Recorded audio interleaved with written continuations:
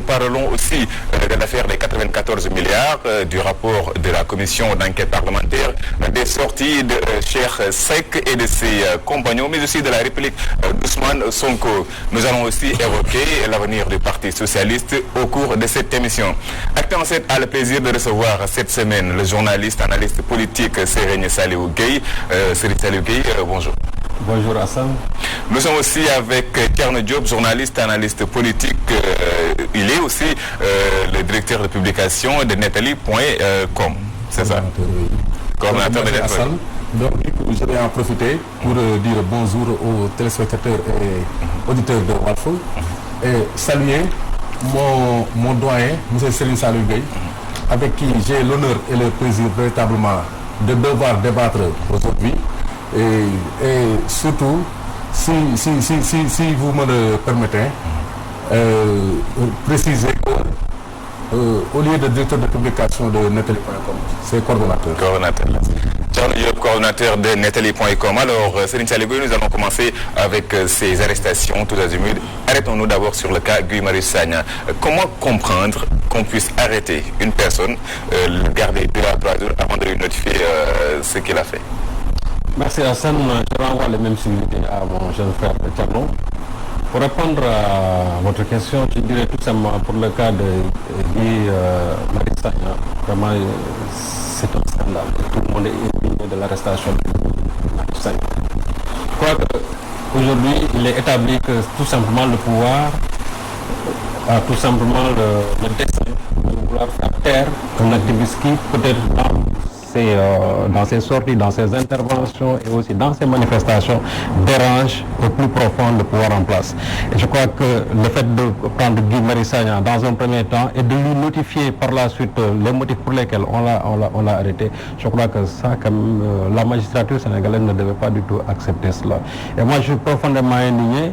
Parce que quand on dit que Guy Marius Sagna a été arrêté au motif tout simplement de alerte, je ne sais pas, fausse alerte au terrorisme, bon voilà ce qu'aujourd'hui on lui colle tout simplement comme motif. Et dire que aussi qu'on reproche à Guy Marius Sagna, c'est que Guy n'est ni de loin, ni de près, ni de loin, en tout cas lié à cela, parce qu'au moment où on faisait une telle déclaration, Guy n'était pas à cet endroit-là, et en plus, Guy n'est pas le coordinateur de France Frappe Dégage, donc peut-être que c'est la personne la plus en vue. C'est la raison pour laquelle je dis que puisque Guy Marius Sagna, en tout cas, qui n'a peur de rien, parce que Guy Marius Sagna, le fait que les gens l'appréhendent au cours d'une manifestation, ça, je crois qu'on est arrivé à un moment où il a banalisé tout simplement toutes les appréhensions que la police a faites, en tout cas sur sa propre personne. C'est la raison pour laquelle je dis que maintenant pour le faire taire, voilà qu'on l'a envoyé aujourd'hui en prison. Et ce qui est dommage, c'est que les gens vont ouvrir une instruction et dès l'instant qu'il y a l'ouverture de l'instruction, ça veut dire qu'aujourd'hui on est à la merci tout simplement du procureur de la République parce qu'on peut rester longtemps aujourd'hui en prison sans pour autant qu'on ne bénéficie d'une liberté provisoire. Et je crois que aussi c'est le même cas de figure avec M. Adama Gaye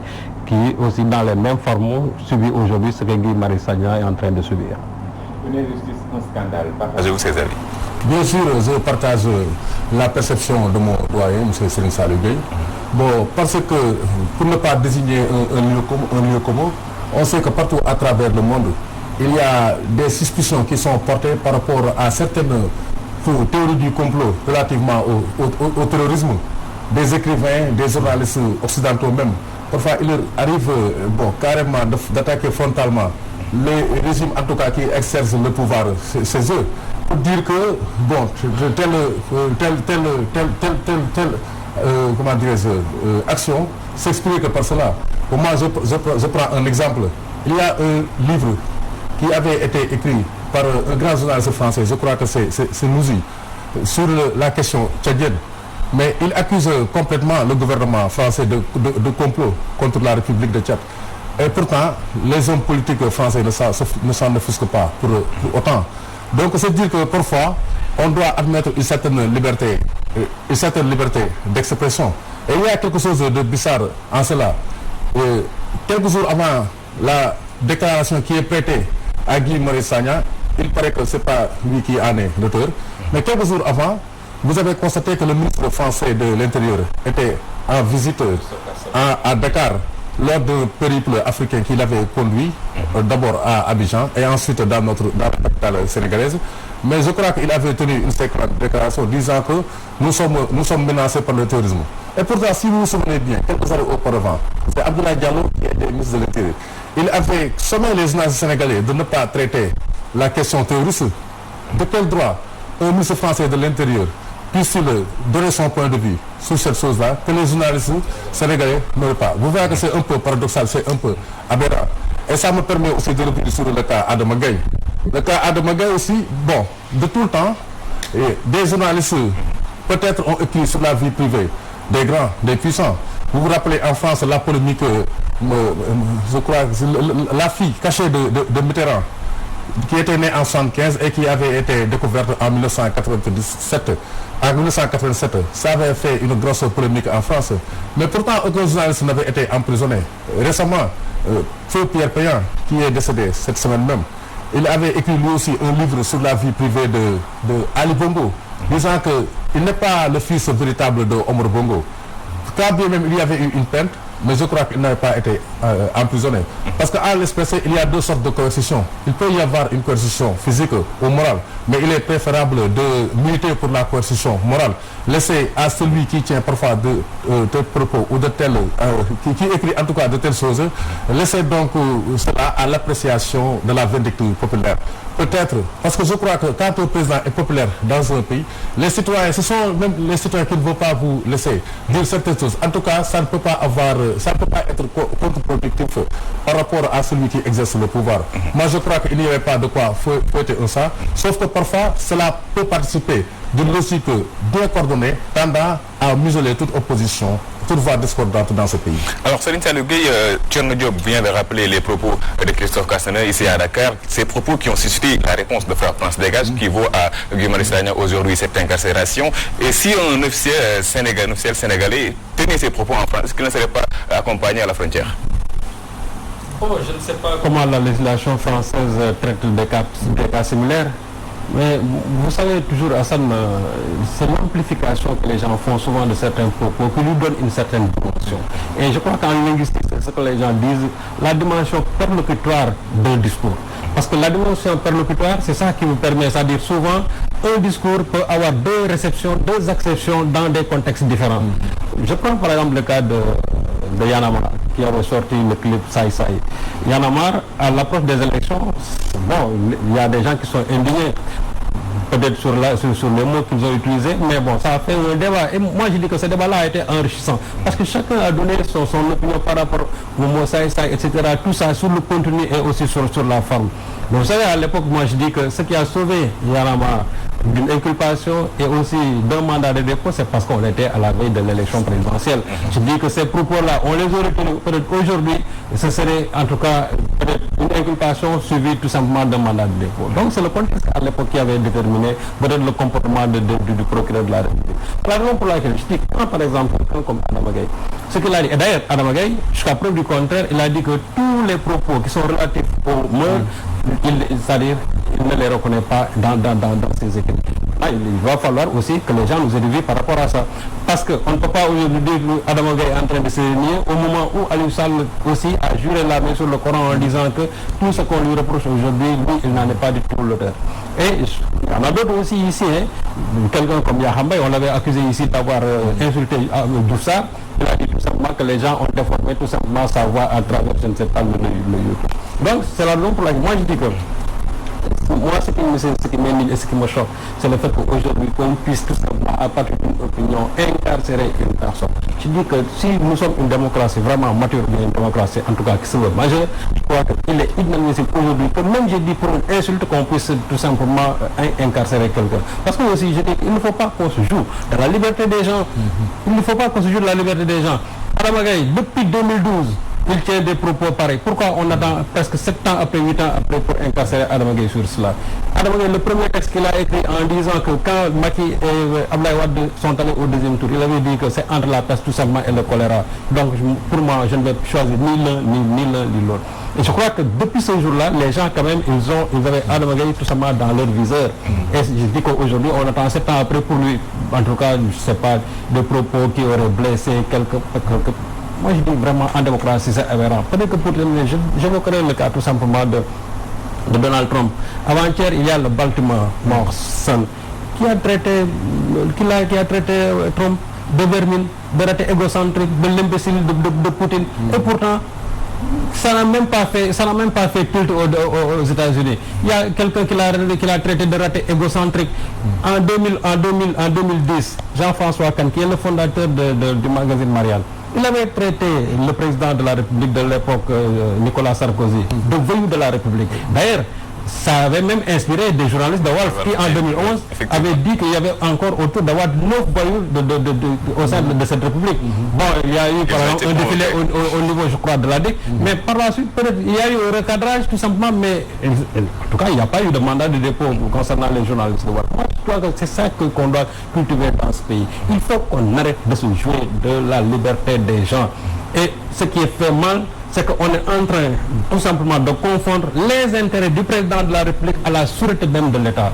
La sûreté de l'État et les intérêts, comme le dit mon ami parisien Soubou, je crois qu'il ne faut pas confondre les deux. Et dans cette histoire-là, il n'est pas du tout question de l'État, mais il est question tout simplement des intérêts du chef de l'État. Revenons un peu sur le cas Guy Marius Sagna, arrêté au nom de la lutte contre le terrorisme. Est-ce que Guy Marius Sagna n'est pas aujourd'hui victime des impérialistes et de leurs valets? Oui, c'est la théorie du complot que j'évoquais tantôt. Bon, parce qu'il y a un faisceau de faits concordants de nature à établir qu'il y a des velléités de déstabilisation de notre région. Ça c'est évident. Parce que je vous donne un exemple. On est là à parler de G5 Sahel. Alors que le G5 Sahel ne peut même pas être opérationnel au bout, je crois, de 5 ou 6 ou 7 ans. Absolument. Et à côté du G5 Sahel, il y a le processus de Nouakchott, battu autour de l'Algérie, regroupant, je crois bien, 14 pays. Et c'est la solution africaine au terrorisme. Pourquoi ce processus de Nouakchott-là ne puisse être opérationnel alors qu'on est là à tergiverser, à commander de l'argent pour financer la mise en œuvre du G5 Sahel. Donc là, il y a un problème. Parce que le terrorisme est en train d'avancer. Mais qu'est-ce qu'on fait? On croise les bras pour regarder. Il faudrait que certains leaders d'opinion puissent prendre en charge véritablement ces problématiques. Je crois qu'au Mali, il y a des marches des marches organisées pour crier au complot par rapport à la présence française, etc. Et pendant ce temps, l'Afrique de l'Ouest, je crois que repose de presque 30% des ressources minières et naturelles quelconques en Afrique. Vous voyez, il y a des corrélations à établir. Pourquoi le fait Boko Haram coïncide avec je ne sais pas, le moment où les Américains projettent d'installer une base en Afrique. En tout cas, il y a une démultiplication des bases militaires américaines en Afrique. Vous voyez, c'est cela qui alimente le prisme d'attaque de certains activistes. Et moi, je crois qu'il faut sensibiliser les citoyens. Je crois que c'est l'intérêt même des gouvernants, cette sensibilisation-là. Peut-être qu'ils n'ont pas les coups assez francs pour pouvoir réagir par rapport à certaines questions comme le CFA, comme le terrorisme. Mais ils doivent laisser les activistes prendre en charge ces préoccupations-là. Moi, je crois qu'il n'y a pas péril à la demeure. Parce que nous, tous, nous le constatons, le tourisme est en train d'avancer gravement. Mais qu'est-ce qu'on fait?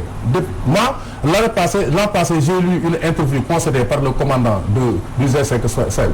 Il avait dit ça déjà, c'était même pas l'an passé, c'était il y a 2 ans. Il disait que le tourisme était en train de quitter le nord pour se déplacer vers le centre.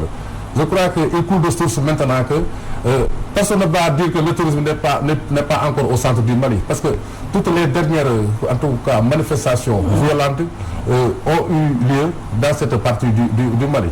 Et le centre du Mali, je crois que c'est très proche du Sénégal ou bien de la Mauritanie. En tout cas, cela implique un certain sens des responsabilités. Il y a certains aspects qui relèvent du secret défense, autant, mais c'est une question éminemment politique et qui ne doit pas être laissée aux seuls hommes d'État, qui implique en tout cas l'intervention de tous les citoyens. Alors, sur le cas Adama Gaye, on parle souvent de protection des institutions, l'institution qui est la présidence de la République, mais que dire de la protection des populations? Car là, on parle d'offense au chef de l'État, mais l'offense au peuple aussi, ça existe.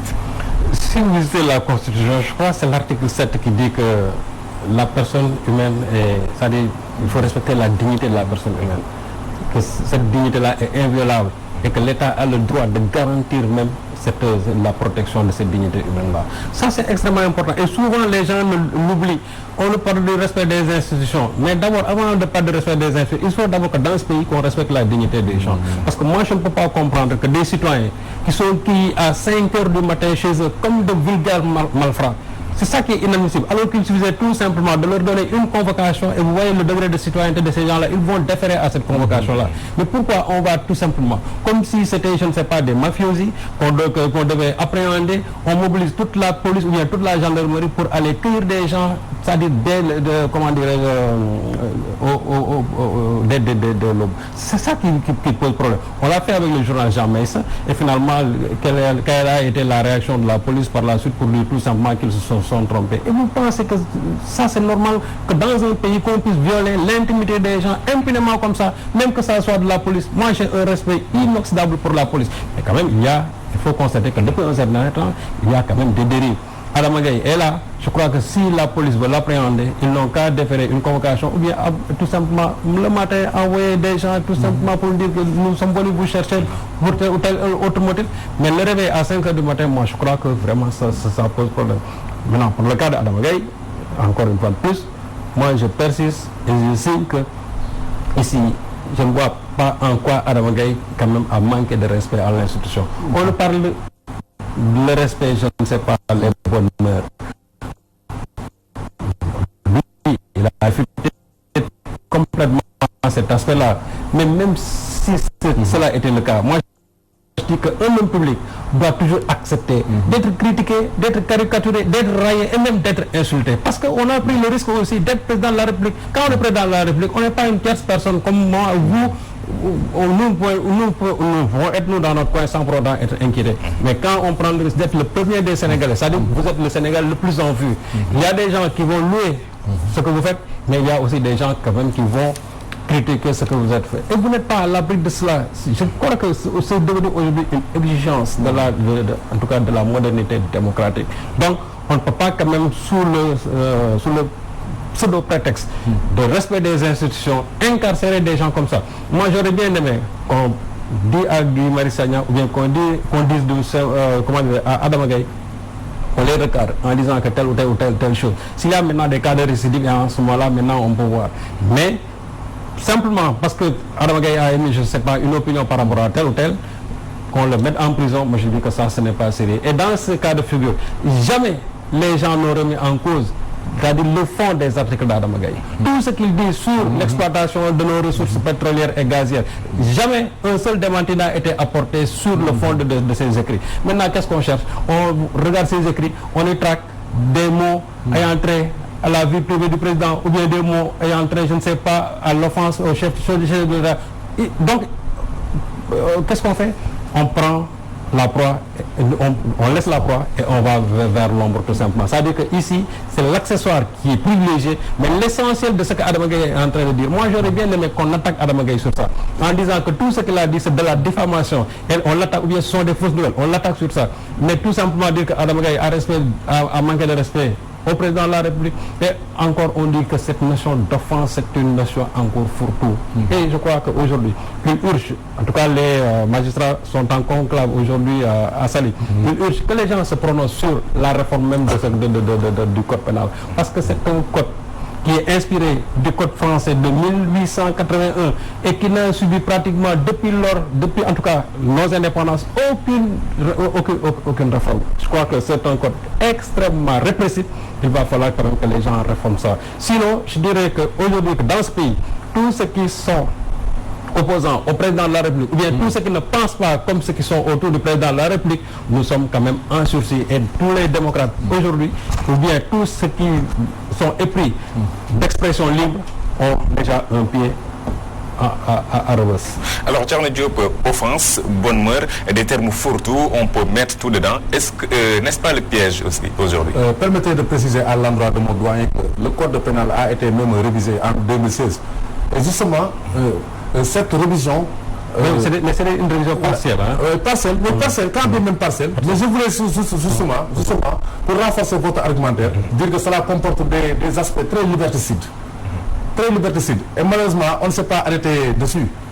En son temps, l'Amnesty International avait alerté Mais malheureusement, je ne sais pas, il n'y a pas eu une prise en charge médiatique de cette préoccupation. Et ça confirme ce que vous venez de dire.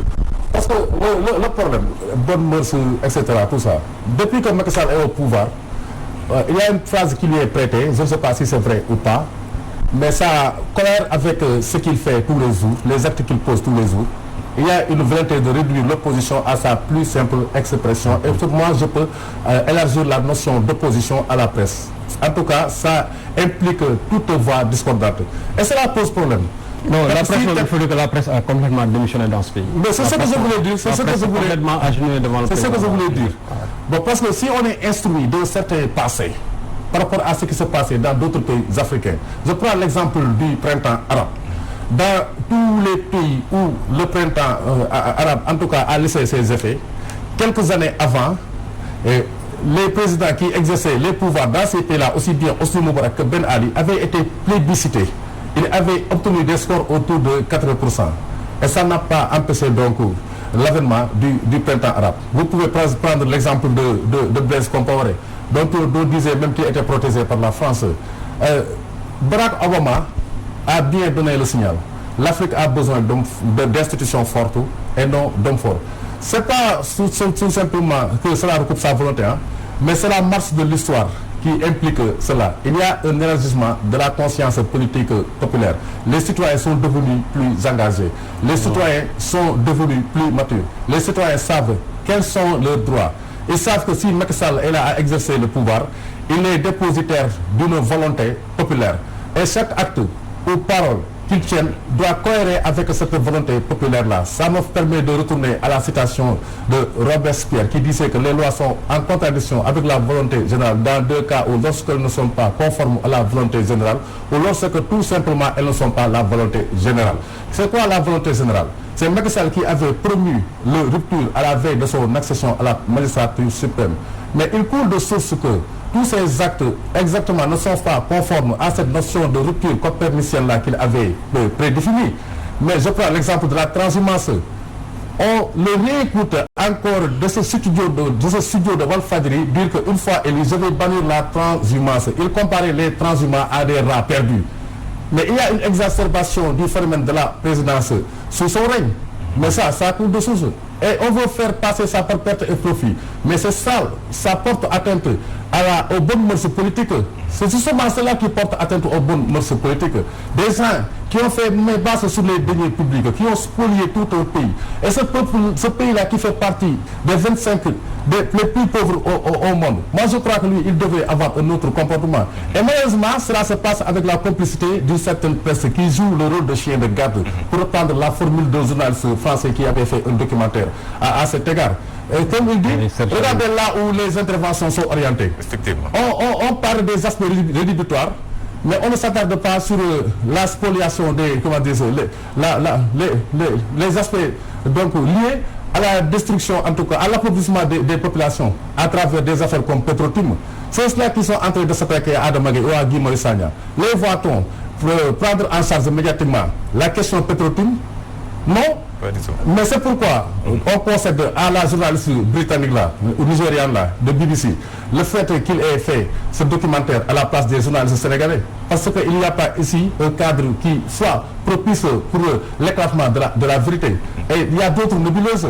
On est même en train de les oublier, alors que c'était assez grave. Je crois qu'il y avait l'affaire en vol immobilier, l'affaire des immeubles de pompiers, l'affaire du bureau administratif et tant d'autres, et tout le bataille qui va avec eux. Moi, je crois que ceux-là qui sont en train de s'attaquer à Adama Gaye, s'ils sont journalistes, tant qu'ils se proclament tels, ont d'autres chats à fouetter. Alors, nous allons rester un peu avec cette presse qui, en tout cas, certains de nos confrères qui dénient à Adama Gaye son statut de journaliste. Bon, j'ai entendu M. Madiambal Diagne dans une émission, je crois, BFM, lier complètement le statut de journaliste à Adama Gaye en disant qu'un journaliste quand même doit être en activité. Donc à cet égard-là, donc il lui nie tout simplement sa qualité de journaliste. On dit que c'est sur la base du code de la presse qu'il a dit cela. Mais moi je refute quand même une telle position parce que aussi si on ose dire qu'Adama Gaye, ça fait longtemps qu'il n'a pas exercé le métier de journalisme, Mais et ces journalistes-là aussi qui jouent le rôle de MC auprès du président de la République, parce qu'à un certain moment, il y a eu une certaine confusion des rôles. Moi, j'ai vu des journalistes quand même qui ont joué le rôle quand même de micro-central au président de la République. Et ça, c'est la stricte vérité. Et ça, ce n'est pas de l'ordre quand même du journalisme, parce que moi, je vois mal un journaliste quand même aller tenir le micro pour tout simplement, je ne sais pas, pour les beaux yeux du président de la République. Je crois que ça aussi, il faut qu'on ose le dire. Donc, si on est dans le champ définitionnel tout simplement du journalisme, je crois que dans ce cas de figure aussi, on peut dire que celui qui a joué ce rôle-là auprès du président, moi aussi, je lui nie totalement le statut de journaliste. Donc, je crois qu'aussi, il faut que les gens reviennent à la raison. Dans ce cas de figure, j'ai même entendu ici des prétendus militants de droits de l'homme ou bien aussi des journalistes dire que, bon, si on a arrêté Adama Gaye et que le lendemain, on n'a pas vu des gens, en tout cas la corporation, défiler auprès de la... Je crois qu'il faut quand même prendre cette spécificité. Adama Gaye, même sur le journaliste aussi, il n'est pas reconnu ici au sein d'une rédaction. C'est quelqu'un qui ne vit pas au Sénégal. C'est la raison pour laquelle ici, il n'a aucune attache au niveau d'une rédaction. Ça aurait été, Adama Gaye, s'il était affilié ici à une rédaction, vous verrez que les premiers à sortir, ce seraient peut-être les membres de sa rédaction. Mais c'est quelqu'un quand même, bon, qui est libre, c'est-à-dire qui ne vit même pas au Sénégal, mais qui a toujours son opinion à dire sur la marche du pays. Moi, je crois que c'est pas ça qui est important. Le fait que les gens aillent tout simplement riposter là-bas au niveau de la DIC, le fait que tout simplement qu'il y ait une bronca populaire concernant l'affaire Adama Gaye, pour moi, c'est pas ça qui est important. Ce qui est important, il faut que les gens reviennent au principe. Et le principe, c'est quoi? C'est-à-dire que dans ce pays-là, il est inadmissible qu'aujourd'hui, que ce soit Adama Gaye, que ce soit Guy Marius Sagna, que ce soit quelqu'un d'autre qui ne partage pas les schèmes de pensée du président de la République ou bien la bien-pensance qui se trouve autour du président de la République, que simplement qu'on puisse tout simplement lui délivrer un visa pour Rebeuss. Et quand on parle d'insolence, moi je crois que Adama Gaye doit pâlir devant quelqu'un comme Moustapha Cissé Lo, qui passe tout son temps à insulter Ousmane Sonko. Les gens lui disent, j'ai même entendu des militants de Frappe France Dégage dire que Yakham Mbaye a traité la mère de Guy Marius Sagna de fils de pute, excusez-moi même du terme, et pourtant jusqu'à aujourd'hui, je n'ai pas en tout cas vu un démenti de Yakham Mbaye. Donc pour moi, c'est quelque chose quand même qui est avéré. Il a même menacé d'enfer, il a même menacé de prison. Quelques jours après, Guy Marius Sagna se retrouve en prison. Pourtant, c'est des gens qui tournent autour du président de la République. C'est cette rupture d'égalité-là qui est inadmissible en démocratie. C'est-à-dire, ce qui est valable pour les uns doit être valable pour les autres. Ce qui est valable pour le camp présidentiel doit être valable aussi pour les gens qui ne sont pas du camp présidentiel. Mais aujourd'hui, quand on est du côté présidentiel, du camp présidentiel, c'est-à-dire on bénéficie d'une certaine immunité. On peut procéder à des détournements de deniers publics, on peut insulter qui on veut, on peut faire tout ce que l'on veut dans ce pays-là, on est sous la protection tout simplement du parti au pouvoir. Et c'est lui qui disait, pourtant ici, que moi je ne protégerai personne. Et je l'ai dit encore une fois de plus, j'ai dit que le premier jour où le président a dit que je ne protégerai personne, c'est ce jour-là que j'ai dit qu'il va protéger les gens. Parce que dans une démocratie qui est normale, le président ne peut protéger absolument personne. On pourrait même de le dire. Vous imaginez une fois le président français arriver en disant je ne protégerai personne. Le premier jour, il le dira, il n'ose même pas le dire. Donc le fait même de le dire, ça dit que j'ai les possibilités de protéger des gens. Et aujourd'hui, on sait bel et bien qu'il est en train quand même de protéger les gens qui sont de son côté. Imaginez-vous que depuis qu'il est à la présidence de la République, depuis 2012, avec tous les scandales qu'on a cités dans ce pays, personne du côté présidentiel n'a été à Rebeuss. Personne. On a donné personne d'entre eux n'a été arrêté. Et quand il s'agit maintenant des gens de l'opposition, pour une simple broutille, on se retrouve en prison. Oui, vous pensez que c'est comme ça que marche une démocratie? Je crois qu'il faut que dans ce pays-là, que les gens vraiment arrêtent et qu'on aussi comprennent la justice comme étant le bras armé tout simplement de l'exécutif. Parce que je crois que aussi la colonne vertébrale de la démocratie, ça doit être la justice. La justice, c'est une balance, c'est l'équilibre. Mais aujourd'hui, on a vu que cette justice-là est complètement déséquilibrée. Il est vrai qu'il y a aujourd'hui des magistrats qui, jusqu'à aujourd'hui, gardent cette notion-là de tennis, c'est-à-dire quelqu'un qui doit être là, équilibré entre les citoyens. Il y a des magistrats qui le font, mais les magistrats qui essaient tout simplement même de faire marcher cet équilibre-là, ils sont toujours sanctionnés. Il y a le cas du procureur de Mbour, avec l'affaire de cette dame-là qui était liée à des histoires de fausses cartes d'identité, je crois, pendant la veille de l'élection. Mais ce magistrat-là, on l'a en pleine année, on l'a affecté, on ne s'est même pas soucié de sa famille, on ne s'est même pas soucié de ses enfants qui sont à l'école, et voilà qu'on le... C'est une forme de sanction. Je dis que, et pourtant c'est des gens quand même qui jusqu'à aujourd'hui gardent leur dignité et où qu'ils soient, je suis sûr et certain que ce journaliste-là, du moins que ce magistrat-là, garde toujours les mêmes principes et que si une pareille occasion se reproduit encore, il aura toujours la même attitude. C'est pourquoi, et là c'est là où je vais finir, il faut que quand même que cette rupture d'égalité-là cesse dans ce pays-là. Nous sommes des citoyens libres et égaux devant la loi. Personne n'est au-dessus des lois. Même le président de la République n'est pas au-dessus des lois. Et ça, il faut que les gens le comprennent. Mais dans ce pays, on a l'impression que ceux qui tournent autour du président de la République, ils sont au-dessus des lois. Maintenant, nous qui ne sommes pas du côté du président de la République, et ça, il faut oser quand même le dire, nous ne sommes pas du côté du président de la République, nous ne sommes pas aussi du côté de l'opposition. Nous sommes là, en tout cas pour faire triompher tout simplement la justice et l'équilibre dans ce pays. Malheureusement, du côté de la présidence de la République, en tout cas ceux qui sont du côté du président, ça, je crois qu'ils ont les coups de franche pour faire tout ce qu'ils veulent. Alors, au vu de tout ce qui se passe et de vos analyses, est-ce qu'on n'est pas en train d'essayer de faire peur aux gens? C'est juste pour dire que nous sommes tous en sursis. Mais bien sûr, non, c'est la tentative. Parce que c'est pas facile. Donc il y a quelqu'un qui disait qu'aucun dirigeant n'a su relever un défi contre son peuple. Aucun dirigeant n'a su relever un défi contre son peuple. Et ça, je crois que c'est une vérité établie depuis Mathusalem. On connaît le sort de Néron. On connaît le sort du pharaon, etc. Donc c'est pour revenir par rapport à cette justice du double standard dont il parle. Il dit que je veux ajouter donc la citation de Eleanor Roosevelt qui disait que la démocratie, c'est le fait de maintenir les balances de la justice égales pour tous. Et on peut poser la question de savoir si les balances de la justice sont ici et égales pour tous. Je crois que ce n'est pas le cas. Je peux prendre un simple exemple. Le cas Khalifa Sall. Depuis un certain temps, il court le bruit qu'il peut être gracié avant la Tabaski. Parce que tout simplement, cela est relié à une dernière volonté exprimée par Ousmane Tanor Dieng de le voir donc être libéré à la veille de sa mort. Et je profite de l'occasion pour présenter mon économie à la française. Donc pour revenir à ce débat-là, mais est-ce que le fait d'emprisonner ou de libérer Khalifa Sall doit être relié à une volonté de Ousmane Tanor Dieng qui était un citoyen sénégalais comme tous les autres 15 millions de Sénégalais? Moi je crois que ça ne doit pas se passer comme ça.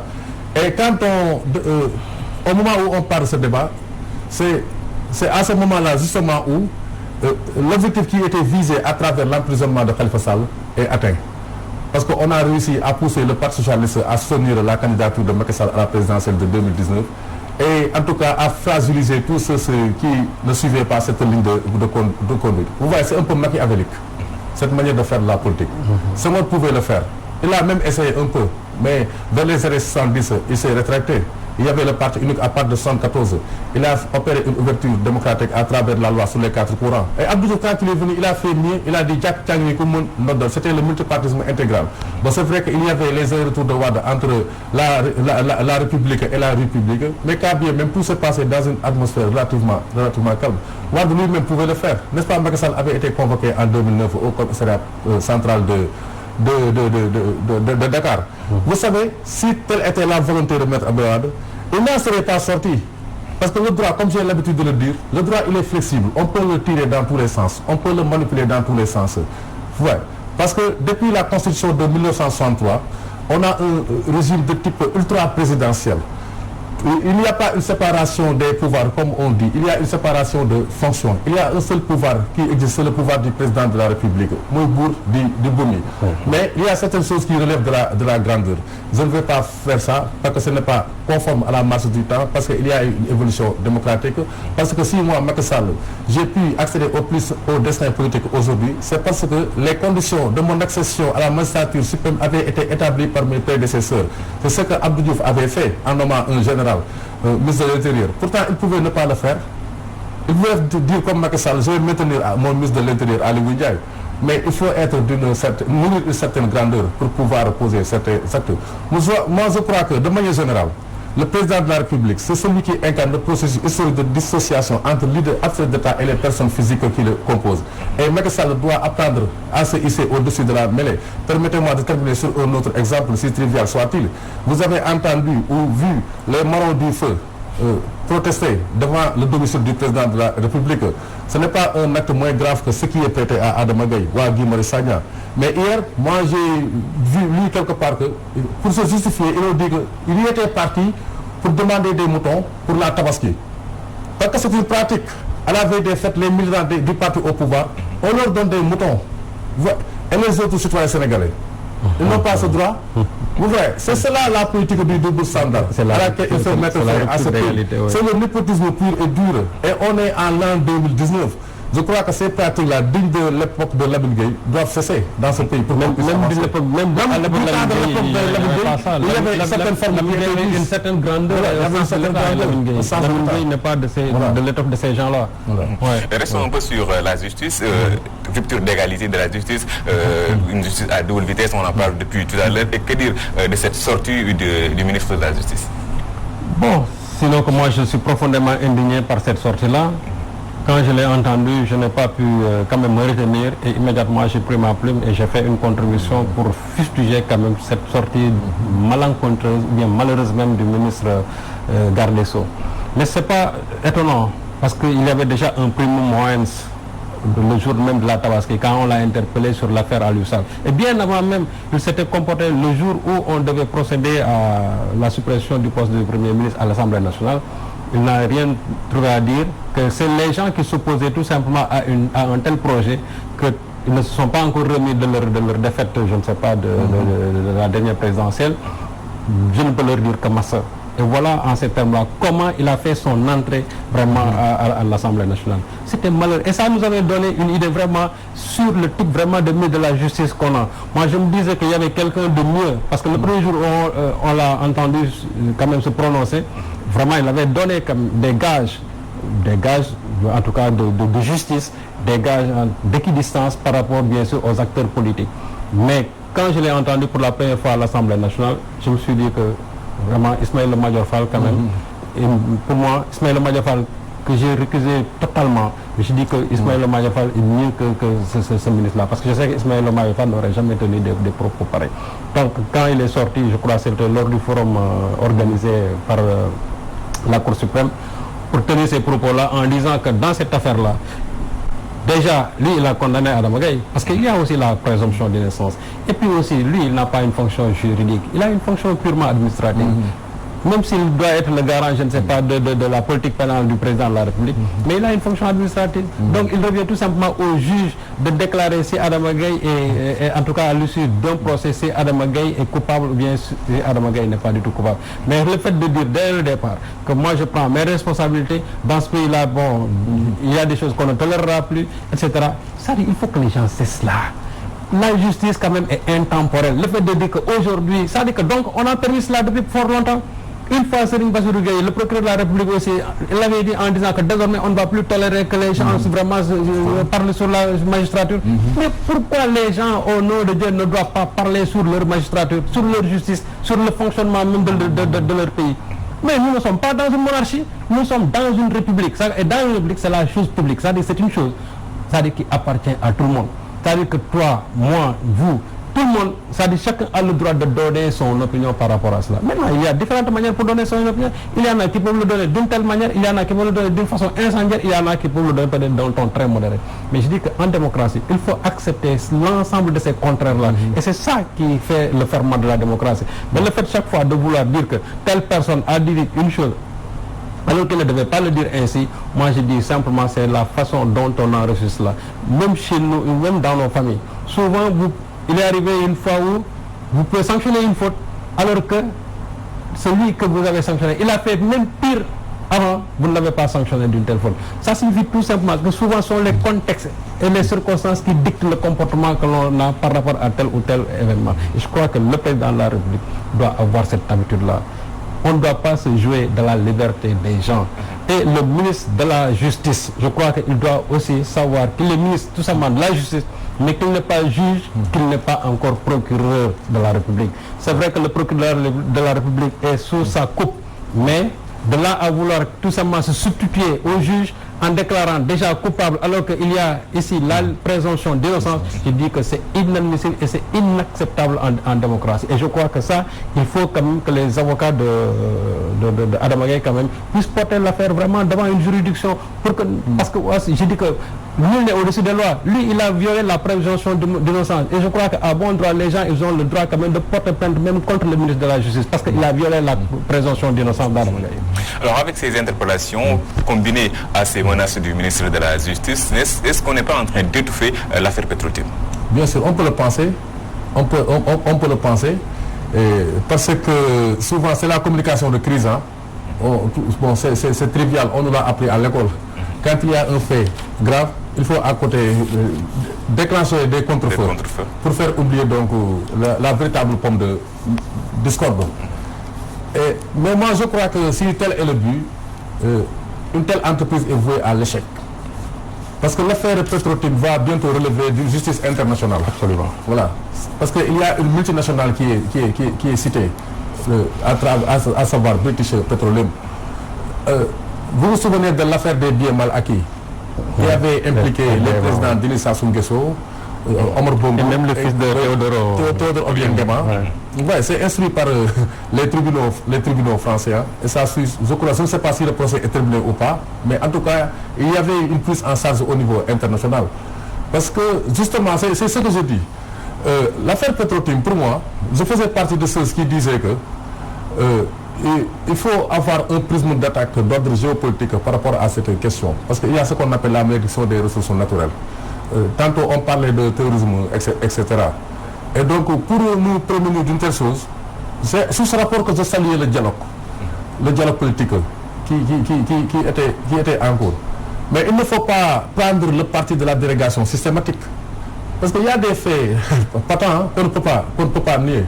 Et le premier fait patent, c'est le fait qu'à la veille de son élection, Macky Sall ait dit que jamais il ne va permettre que sa famille s'implique dans la gestion des affaires de l'État. Parce que lui, il avait été élu justement dans la foulée de la harangue contre ce qui était supposé d'évolution monarchique du pouvoir. Ouais. Donc la première erreur, c'est la présence même de Aliou Sall. Et pour renforcer la suspicion légitime, on cite le cousin, Abdoulaye Toumbe, maire de Pikine. Vous voyez, il y a un faisceau de faits concordants. Ça jette le trouble. Ouais. Et donc l'affaire se poursuit. On voit des discours, comment dire, une communication un peu trouble au niveau même de la majorité. À travers on peut en juger donc par la sortie du ministre Elas Kassé, non? Oui, le porte-parole et ensuite le ministre de la Justice qui en un seul temps a fait 2 déclarations contradictoires. Ouais, donc il y a problème.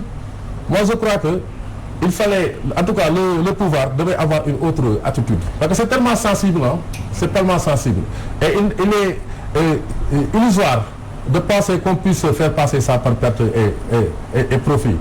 Parce que c'est pas normal. Moi je crois que c'est très simple à analyser.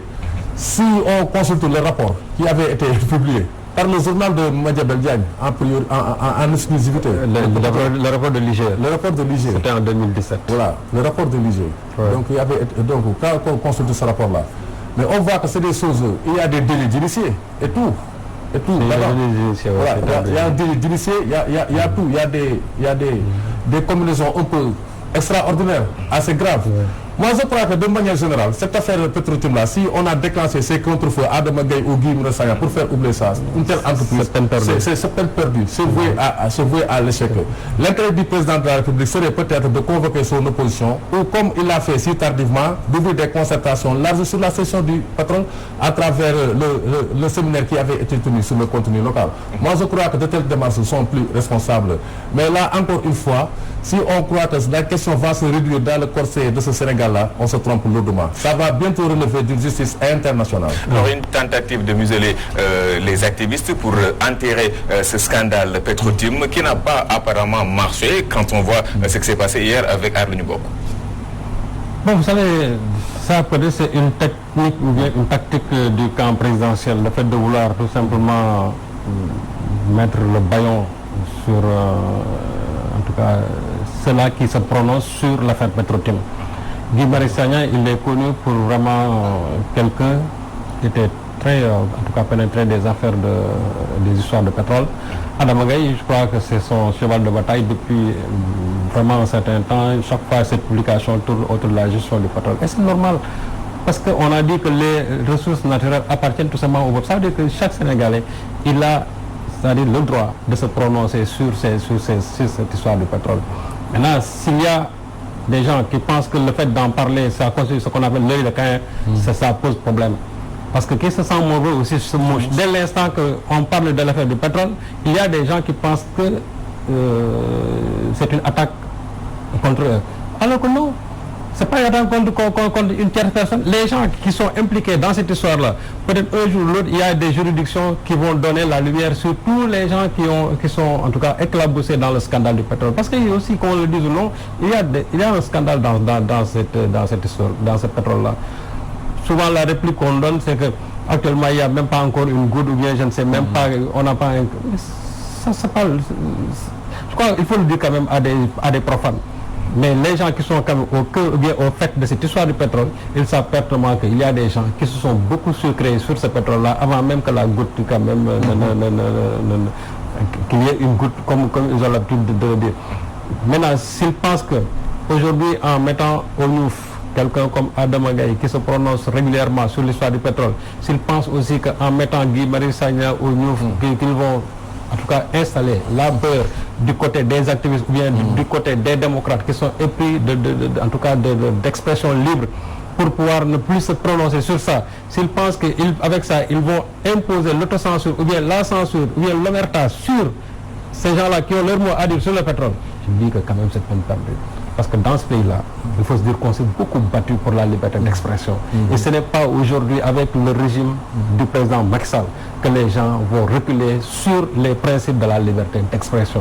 Personne, et je dis personne, ne peut aujourd'hui imposer la censure à tous les gens qui ont leur mot à dire sur la marche de leur République. Que ça plaise ou que ça déplaise, les Sénégalais se prononceront toujours sur la marche de la République. Et dans ça, il y a bien sûr la gestion des ressources pétrolières et gazières. Ils ont le droit de se prononcer, que ça soit en bien ou en mal, ils ont le droit de se prononcer. Maintenant, s'il y a des gens qui pensent que ces ressources-là leur appartiennent au point que personne n'a le droit d'en parler, ils se trompent. C'est des ressources qui appartiennent au peuple sénégalais. Ça veut dire que chaque citoyen sénégalais a le droit de donner son opinion par rapport à ça. Donc je crois que c'est une entreprise, comme Thierno l'a dit tout à l'heure, vouée à l'échec, le fait de vouloir nous imposer la peur ou bien le fait de vouloir imposer l'omerta sur ces citoyens-là qui ont fait de la liberté d'expression un principe fondamental. Nous allons parler d'une autre affaire à présent, c'est le scandale révélé par Ousmane Sonko des 94 milliards qui auraient été détournés par Mamour Diallo et certains de ses complices du pouvoir. L'Assemblée nationale avait mis en place une commission d'enquête parlementaire. Hier, ce vendredi, Cheikh Seck et ses collègues ont tenu une conférence de presse. Étiez-vous, Thierno, si vous avez suivi cette conférence de presse, êtes-vous convaincu par les propos tenus par ces députés? D'abord, je pose une question à cet égard.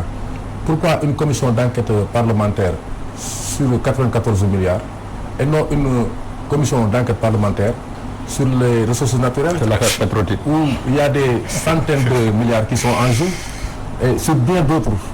Vous savez, même du temps de Wade, il y avait les ministres étaient convoqués à l'Assemblée nationale. Omar Sarr avait été convoqué à l'Assemblée nationale quand il y avait le problème des inondations et quand il y avait le problème des coupures intempestives d'électricité, Samuel Sarr était convoqué. Mais sous le ministère de Macky Sall, est-ce que vous avez vu des ministres déférés à la convocation de l'Assemblée nationale pour s'exprimer sur une crise, etc. Non, ce n'est pas le cas. C'est sous son magistère que l'Assemblée nationale a été assimilée à une arène nationale, en tout cas. Parce qu'on assiste toujours à des coups de boutoir frondeurs. Le débat est crypto-personnalisé. Comme des gladiateurs. Un combat de gladiateurs. Ouais. Donc pour en revenir à cette affaire, dès lors que c'est entre les mains de la justice, on va peut-être se prononcer avec certaines réserves.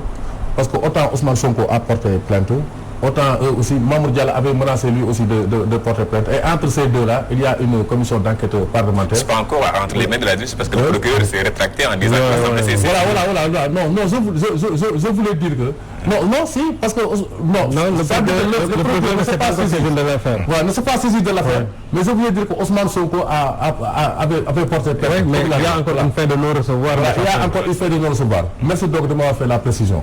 Moi, ce que je voulais dire par rapport à ça, moi, je déplore l'attitude de la commission d'enquête parlementaire.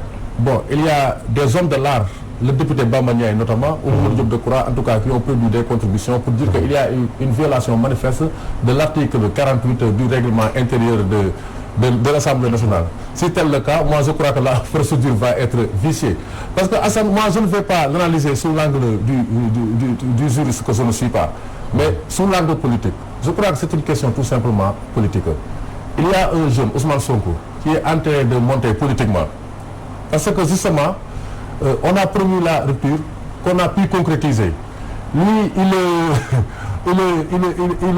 ajuste son discours par rapport à cette volonté de rupture qui avait été exprimée en 2012 et qui malheureusement n'a pas été concrétisée. Moi, je crois que pour analyser le phénomène Ousmane Sonko, il faut se poser cette question-là tout simplement et apporter les solutions idoines, au lieu peut-être d'instrumentaliser une justice ou bien des députés, une majorité mécanique à l'Assemblée nationale pour pouvoir peut-être freiner son élan. Moi, donc, c'est à ce moment même que je commence à comprendre l'attitude de Ousmane Sonko qui avait refusé de déférer à la convocation de la commission d'enquête parlementaire. Parce que moi, je souscris entièrement à ce qu'il dit, que tout cela relève d'un jeu de yo-yo politique. Encore une fois, il y a plusieurs autres chats à fouetter et qu'on n'a pas encore fouetté relativement à deux autres affaires plus graves, ces 94 milliards là. Alors, est-ce que l'Assemblée nationale avait voix au chapitre vu qu'Ousmane Sonko avait saisi le procureur? Non, il n'avait pas. L'Assemblée n'avait pas du tout voix au chapitre. Dès l'instant que Ousmane Sonko avait 7 mois auparavant déposé plusieurs plaintes au niveau du procureur de la République. Et le procureur de la République, bien sûr, a fait le mort. Bon, maintenant, dans l'expectative, bien sûr, d'une réaction du procureur de la République, voilà que le Parlement, quand même, s'est saisi de l'affaire en mettant en place une commission d'enterrement parlementaire, pas d'enquête parlementaire, c'est pour enterrer une affaire. Parce que dans ce pays-là, la meilleure façon quand même d'enterrer une affaire vraiment sérieuse, qui concerne bien sûr la gestion, en tout cas publique, c'est tout simplement de procéder à une commission d'enquête parlementaire. Et moi je dis que c'est pas une commission d'enquête, c'est une commission d'enterrement tout simplement parlementaire.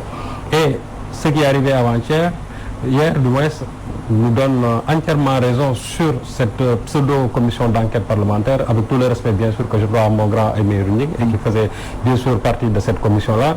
Mais c'est pour tout simplement dire qu'aujourd'hui on veut tout simplement noyer le poisson dans l'eau, dans la mesure où c'est une affaire extrêmement sérieuse.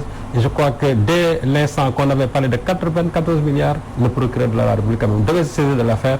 Mais quand je l'entends au cours d'une conférence de presse dire que moi j'attends tout simplement que la commission d'enquête parlementaire, mais c'est pas lié, il y a ici une séparation des pouvoirs et aujourd'hui la loi lui donne, en tout cas la loi dit que dès l'instant que le procureur de la République s'est saisi de l'affaire, c'est-à-dire que la commission d'enquête parlementaire tout simplement arrête son enquête. C'est-à-dire qu'ici, on montre même le primat de la justice, bien sûr, par rapport au législatif. C'est-à-dire que c'est une histoire qui devait être traitée au niveau du procureur de la République, mais au niveau quand même de cette commission d'enquête parlementaire. Et d'ailleurs, ce qui est grave, c'est qu'eux, ils ont fini leurs travaux, mais ils ont violé l'article 48 du règlement de l'Assemblée nationale. Parce que le règlement, qu'est-ce que le règlement dit? Que dès l'instant que vous finissez un travail d'enquête, vous devez vous en référer tout simplement au président de l'Assemblée nationale qui doit convoquer une plénière. Et maintenant, les députés, au cours d'un débat, vont essayer de voir si partiellement ou bien totalement doivent déclassifier, bien sûr, ce rapport-là.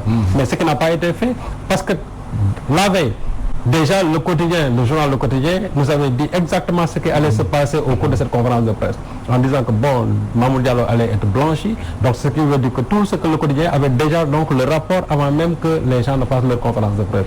Et c'est une chose encore gravissime, c'est qu'eux, ils tiennent une conférence de presse alors qu'ils n'avaient pas le droit de tenir la conférence de presse. Et c'est la raison pour laquelle on dit qu'ils doivent être poursuivis sur la base de l'article 363 du code de procédure, du code pénal. Parce que c'est un article qui dit que les pharmaciens, les sages-femmes ou les médecins sont tenus quand même du secret médical et que dès l'instant que vous sortez ça, alors que vous n'en avez pas du tout le droit, vous êtes poursuivi pour tel ou tel délit.